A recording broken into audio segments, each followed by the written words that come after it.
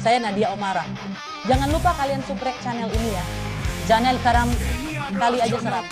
Jangan lupa juga kalian like, komen, dan share. Terima kasih.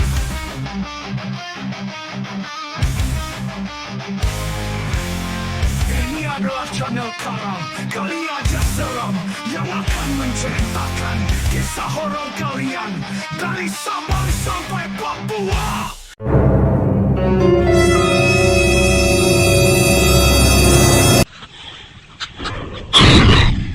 Kali Aja Seram.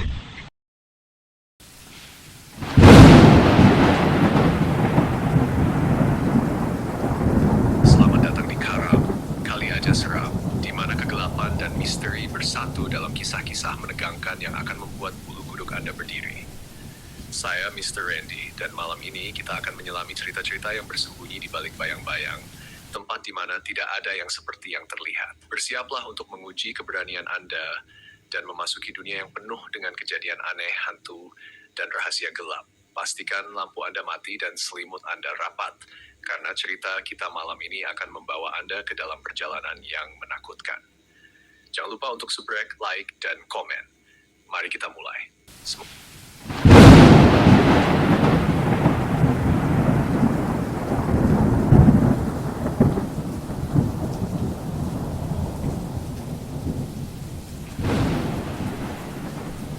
Assalamualaikum warahmatullahi wabarakatuh. Selamat pagi, siang, sore, dan malam untuk sobat pecinta horor. Bagaimana kabar kalian hari ini? Semoga senantiasa sehat selalu ya. Seperti biasa, Karang Kali Aja Seram akan selalu menghibur kalian dengan cerita-cerita seram, horor, dan menegangkan. Siapkan cemilan, pakai handsfree, dan matikan lampu. Jangan lupa subrek ya. Terima kasih. Mati tersambar petir. Hari itu adalah hari Jumat pukul 01.30 siang di bulan April kemarin. Saat sedang asik tidur siang, tiba-tiba terdengar suara keras yang menggelegar, membuatku dan semua orang kaget. Aku terbangun dan langsung berlari ke jemuran baju. Tiba-tiba, kilatan cahaya disusul suara menggelegar kembali terdengar. Sambil cepat-cepat menarik semua pakaian, aku bergumam dalam hati, siapakah gerangan yang terkena? Tak lama kemudian, suara halilintar ketiga kembali terdengar dengan dahsyat. Aku pun cepat masuk ke dalam rumah dan mengunci pintu. Saat sedang membalas komentar di Facebook, tiba-tiba terdengar ketukan di pintu. Sudah jangan mainan ponsel, ada yang kesambar petir. Tuh orangnya sedang dijemput pakai mobil menuju rumah, kata ibu. Sontak ponsel saya taruh dan mengikuti ibu ke belakang untuk memperjelas info. Ternyata Mbah S dan beberapa warga lain yang sedang berada di sawah terkena sambaran petir. Mbah S meninggal di tempat dan satu orang lagi yang sempat dilarikan ke rumah sakit juga meninggal karena penyakit jantung yang dideritanya. Kejadian ini menjadi perbincangan hangat di media sosial. Banyak yang memposting foto-foto yang menurutku tidak pantas. Maaf, jadi curhat. Karena sanak famili tidak sanggup melihat jasadnya, acara pemakaman dilangsungkan hingga menjelang malam. Keesokan harinya, kakak dari almarhum datang ke rumah dan bercerita bahwa dia hendak pulang ke rumah, namun sempat mampir di sawah. Dia berkata, ngapain pulang? Masa takut sama petir? Ujarnya dengan nada sombong, tapi ternyata malah Mbah S yang terkena. Apakah ini jawaban dari sombongnya? Hanya Allah yang Maha Tahu. Semoga amal ibadah Mbah S diterima oleh Allah SWT. Amin. Cerita kedua, dijaga hantu kakek-kakek. Kisah nyata ini terjadi pada tahun 2000-an dari seorang teman, sebut saja namanya Mas Rizky. Waktu itu dia masih SMA dan memiliki tetangga seorang kakek yang sudah sakit parah. Mas Rizky diminta tolong untuk mengantarkan kakek tersebut ke rumah sakit bersama dua orang lainnya. Di tengah jalan, salah satu dari dua orang itu bilang kalau kakek ini sudah meninggal, tapi Mas Rizky tetap membawanya ke rumah sakit untuk memastikan. Dan benar saja, dokter bilang kalau kakek ini sudah tiada. Beberapa tahun kemudian, teman-teman sekolah Mas Rizky sering berkumpul di rumahnya. Suatu hari, saat mereka sampai di rumah Mas Rizky, salah satu temannya yang memiliki indera keenam melihat seorang kakek duduk di kursi tengah mobil Mas Rizky. Setelah masuk ke dalam rumah, kakek itu menghampiri mereka, tapi tidak melakukan apa-apa, hanya duduk kembali di dalam mobil. Temannya bertanya kepada Mas Rizky, Ki, lo punya peliharaan gak? Soalnya tadi aku lihat ada kakek di mobil lo. Mas Rizky langsung teringat pada kakek yang pernah ditolongnya. Beberapa waktu kemudian saat hujan, Mas Rizky mengunjungi rumah temannya dengan mobil yang sama.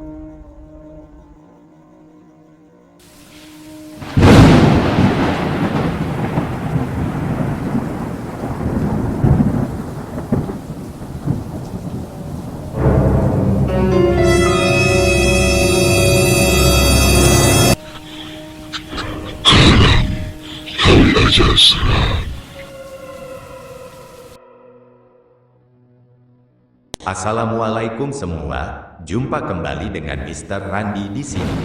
Kali ini Mr. akan membawakan sebuah cerita horor yang akan membuat bulu-bulu kalian merinding. Jangan lupa like dan subscribe-nya, kalau gak subscribe, gue jambak ya. Cerita ini berjudul Sosok Pocong di Rumah Sakit Tua. Siang itu aku dapat kabar dari pamanku, kalau kakakku yang kuliah di Jogja mengalami kecelakaan sepeda motor, dan dia dirawat pada sebuah rumah sakit di pelosok kota Jogja. Nama kakakku adalah Rina. Selama kuliah di Jogja, dia memutuskan untuk tinggal di rumah paman kami. Jam 3 sore aku berangkat dari Solo menuju Jogja, dan sekitar jam 5 sore, aku baru nyampe di rumah sakit tempat kakakku dirawat. Bangunan rumah sakit itu seperti sudah berumur tua. Tembok bagian depannya sudah ditumbuhi lumut dan tumbuhan menjalar.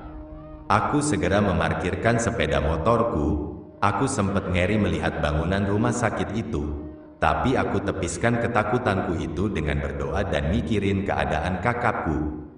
Setelah sampai di bangsal tempat kakakku dirawat, aku melihat dia, kondisinya cukup parah, kakinya patah dan harus menjalani operasi. Singkat cerita, tak terasa waktu telah menunjukkan pukul 11 malam. Aku memutuskan untuk tidur dan bergegas menuju tikar yang aku gelar di samping bangsal, dekat toilet. Aku langsung merebahkan tubuhku yang lelah karena seharian beraktivitas. Aku langsung terlelap dan bermimpi.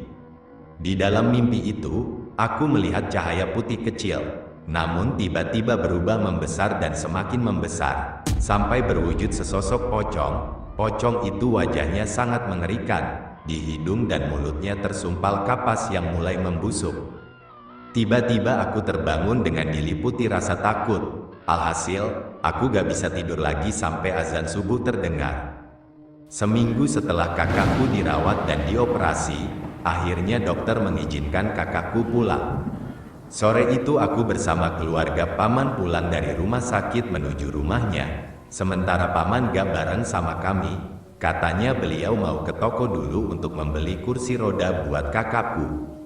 Ketika sudah nyampe ke rumah paman, aku langsung membersihkan dan merapikan sebuah kamar untuk kakakku beristirahat. Sehabis maghrib, pamanku pun pulang dengan membawa sebuah kursi roda bekas, tapi masih nampak bagus. Langsung saja kakakku memakai kursi rodanya malam itu. Aku temani dia jalan-jalan di halaman belakang. Tak terasa, jam sudah menunjukkan pukul 10 malam. Kami pun bergegas menuju kamar untuk beristirahat. Kursi roda kakakku aku taruh di halaman belakang. Karena di dalam kamar kakakku terlalu sempit, aku tidur di bawah di samping tempat tidur kakakku. Tapi aku tidak bisa tidur malam itu, udara terasa sangat dingin. Tiba-tiba aku teringat dengan sosok pocong yang datang dalam mimpiku waktu di rumah sakit itu. Wajahnya yang mengerikan itu melintas kembali di pikiranku, membuat suasana malam itu menjadi tak bersahabat. Tiba-tiba dari halaman belakangku dengar seperti suara orang berdeham, ehim. Aku pun semakin takut dan diliputi rasa cemas. Tiba-tiba ada suara lagi, seperti benda yang dibentur-benturkan ke tembok. Duk, keringat dingin mulai membasahi sekujur tubuhku. Aku bangkit dari posisi tidurku, mencoba mengambil segelas air yang berada di meja kecil di kamar itu. Namun tiba-tiba terasa ada sebuah tangan yang memegang pundakku. Aku kaget, perlahan aku tengok ke belakang. Ternyata itu pamaku. Syukurlah, aku kira pocong. "Zi, kamu dengar suara itu?" tanya paman. Aku hanya menganggukkan kepala. "Ayo kita lihat Zi," ajak pamanku. Aku mengekor di belakang pamanku dengan langkah mengendap-endap menuju ke halaman belakang rumah. Duk, suara itu terdengar semakin jelas. Setibanya di pintu penghubung ke halaman belakang, aku dan pamanku segera melihat apa yang sedang terjadi.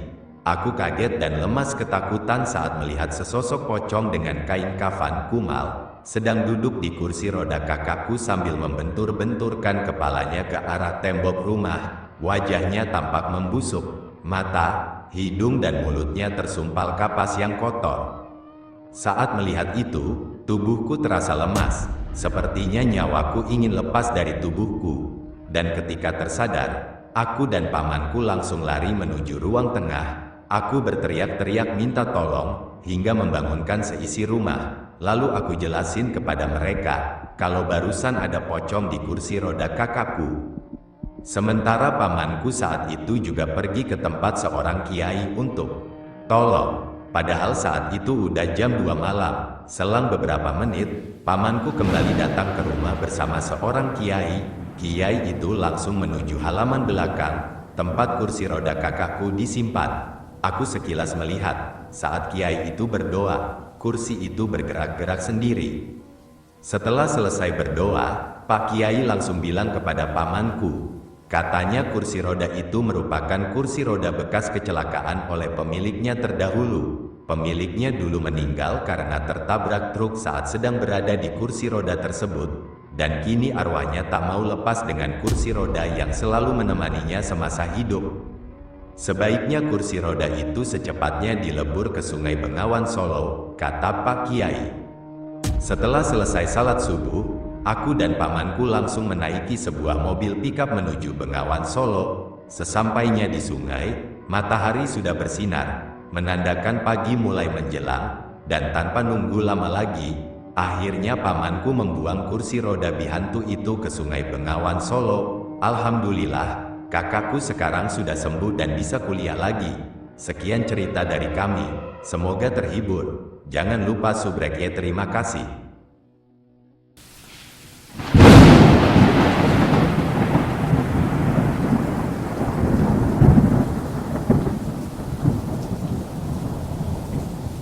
Di sebuah desa terpencil, ada sebuah rumah tua yang telah lama ditinggalkan oleh pemiliknya. Rumah itu dikenal oleh penduduk setempat sebagai rumah angker. Tidak ada yang berani mendekatinya, terutama saat malam tiba, karena banyak kisah seram yang beredar tentang rumah tersebut. Suatu malam, sekelompok pemuda memutuskan untuk membuktikan apakah cerita-cerita itu benar. Mereka sepakat untuk memasuki rumah tua itu dan bermalam di sana. Dengan membawa beberapa perlengkapan dan keberanian yang tipis, mereka memasuki rumah tersebut. Ketika mereka masuk, udara di dalam rumah terasa sangat dingin, meskipun di luar cukup hangat. Semua jendela dan pintu mengeluarkan suara berderit ketika dibuka. Rumah itu penuh dengan debu, dan setiap sudutnya gelap dan menakutkan. Mereka menemukan sebuah kamar dengan perapian tua, dan memutuskan untuk berkumpul di sana sambil menunggu malam berlalu. Awalnya, semuanya berjalan normal. Mereka bercerita, bercanda, dan mencoba untuk mengalihkan perhatian dari perasaan takut yang mulai muncul. Namun, seiring berjalannya waktu, suasana menjadi semakin tidak nyaman. Salah satu dari mereka, sebut saja namanya Arif, mendengar suara langkah kaki di lantai atas. Mereka semua diam, saling menatap dengan perasaan was-was. Karena penasaran, Arif memutuskan untuk memeriksa ke atas, diikuti oleh teman-temannya. Saat mereka menaiki tangga yang berderit, suara langkah kaki itu tiba-tiba berhenti. Ketika mereka sampai di lantai atas, mereka menemukan sebuah lorong panjang dengan beberapa pintu di setiap sisi. Pintu di ujung lorong terlihat sedikit terbuka, seolah-olah ada seseorang yang baru saja melewatinya. Dengan hati-hati, mereka mendekati pintu tersebut dan perlahan membukanya. Di dalamnya, mereka melihat sebuah ruangan kosong dengan cermin besar di dinding. Namun, yang aneh adalah pantulan di cermin tidak sesuai dengan apa yang ada di ruangan. Mereka melihat bayangan seorang wanita berdiri di belakang mereka, meskipun ketika mereka menoleh, tidak ada siapapun di sana. Panicked, mereka berlari keluar dari ruangan itu. Namun, saat mereka sampai di bawah, pintu depan rumah itu tertutup dengan sendirinya dan tidak bisa dibuka. Suasana semakin mencekam, dan mereka mulai mendengar suara-suara aneh di sekitar mereka. Seperti bisikan yang tidak dapat dimengerti.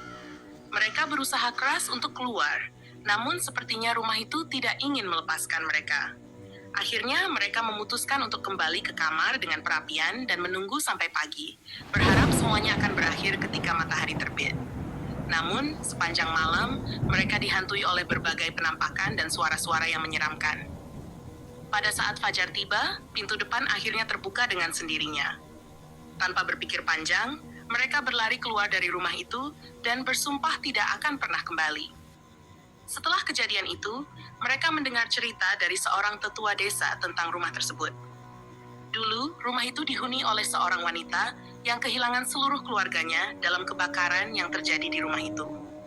Wanita itu dikabarkan mengunci dirinya di dalam rumah dan tidak pernah keluar lagi, sampai akhirnya meninggal dunia. Arwahnya dipercaya masih menghantui rumah itu, mengukirin wakilnya Nihins das Kuitzal.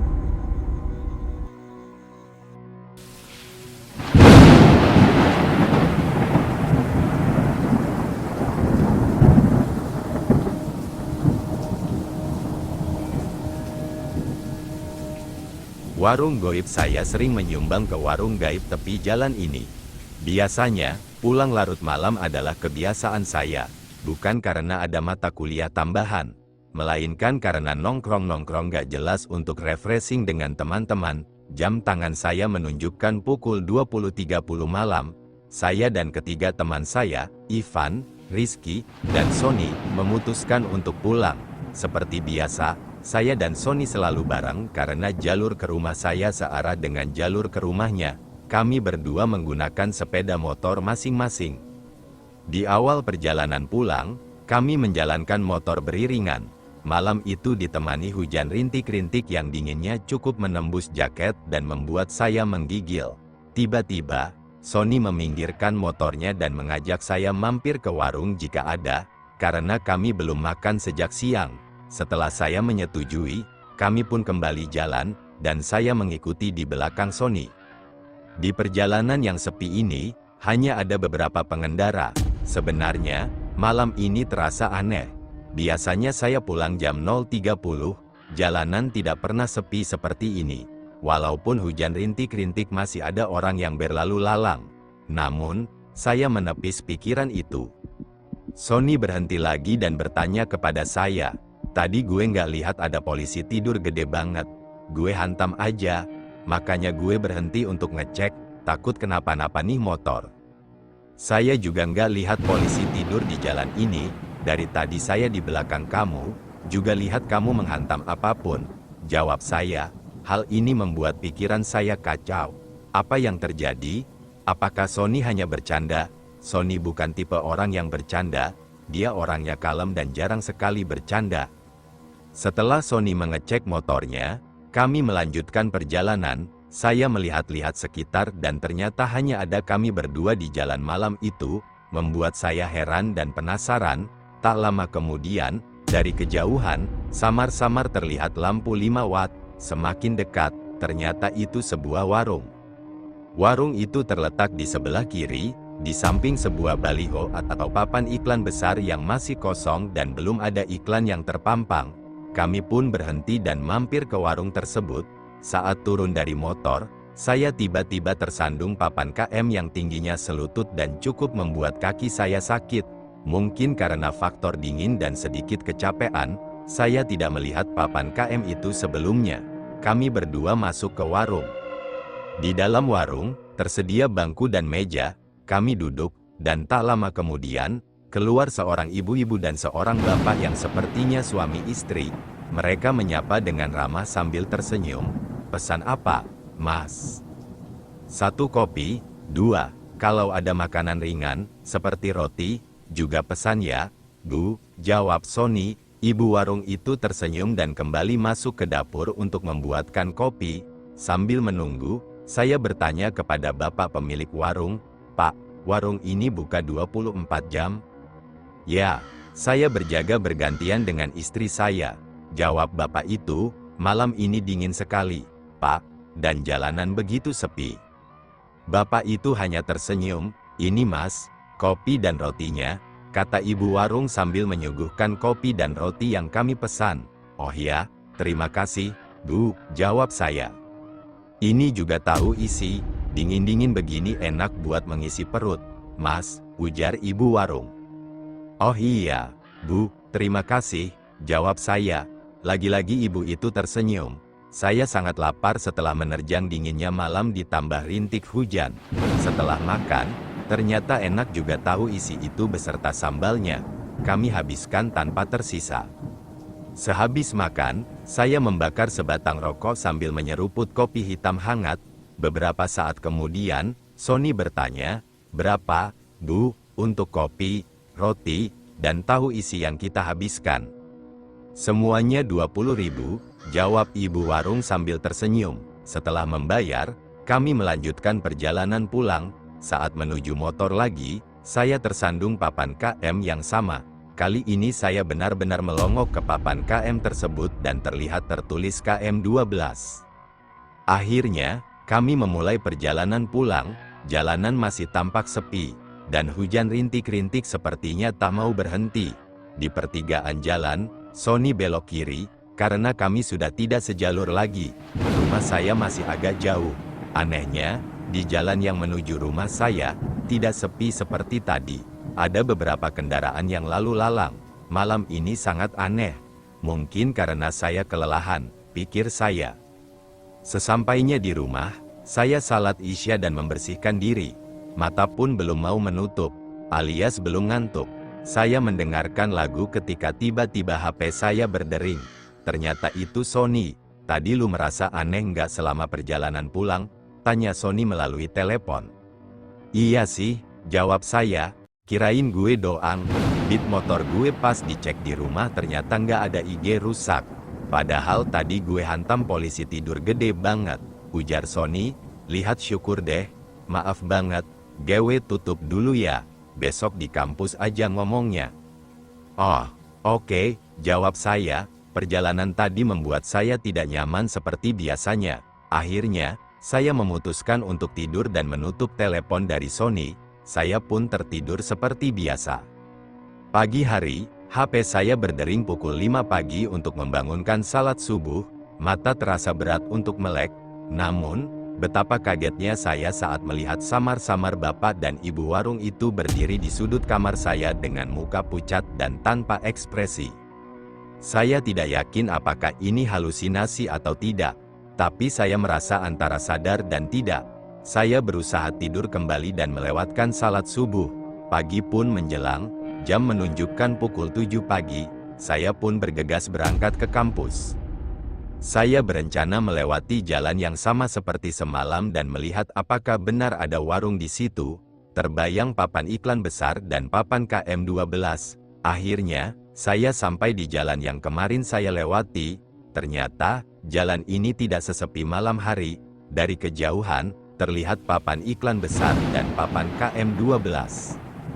Ketika saya mendekat, ternyata di sebelah kiri papan iklan besar yang masih kosong itu hanya sebuah kebun kosong yang ditumbuhi rumput ilalang dan semak belukar. Tidak ada satupun warung. Namun, di dalam kebun terlihat sebuah rumah kosong yang nampak usang dengan atap yang sudah runtuh. Dari kejauhan, saya melihat sosok perempuan dengan rambut panjang dan gaun putih melambaikan tangan. Melihat itu membuat saya gemetar. Dan saya segera menyalakan motor untuk pergi dari tempat itu. Karena belum sarapan dan gemetaran akibat kejadian tadi, saya berhenti di tempat jualan nasi uduk. Bu, nasi uduknya satu ya, ujar saya. Iya, mas, jawab ibu itu, jalan sekitar sini pun sangat ramai. Apa mungkin bila malam hari sekali? Oh, tidak, malam hari di sini lumayan ramai. Apalagi ditambah truk-truk bermuatan yang diperbolehkan jalan di atas jam 10, jawab ibu itu. Oh begitu ya, Bu, terima kasih, jawab saya. Saya merasa penasaran dan bertanya lagi kepada ibu itu, Bu, apa kalau malam jalanan ini sepi sekali? Kalau malam, di sini lumayan ramai, apalagi ditambah truk-truk bermuatan, jawab ibu itu. Oh, begitu ya, Bu. Setelah mendengar penjelasan ibu warung, saya pun merasa ingin pingsan. Ternyata penampakan di kamar saya tadi pagi bukan halusinasi, melainkan penampakan hantu pemilik warung yang tewas dalam kecelakaan truk. Akhirnya, saya tidak memberitahukan hal ini ke Sony karena takut dia akan trauma. Terima kasih sudah mendengarkan cerita-cerita seram di channel Karam. Kali aja seram, jangan lupa untuk tetap mengikuti kami karena masih banyak cerita-cerita horor yang siap membuat bulu kuduk kalian merinding. Sampai jumpa di episode berikutnya dan ingat, jangan dengarkan sendirian. Semoga cocok.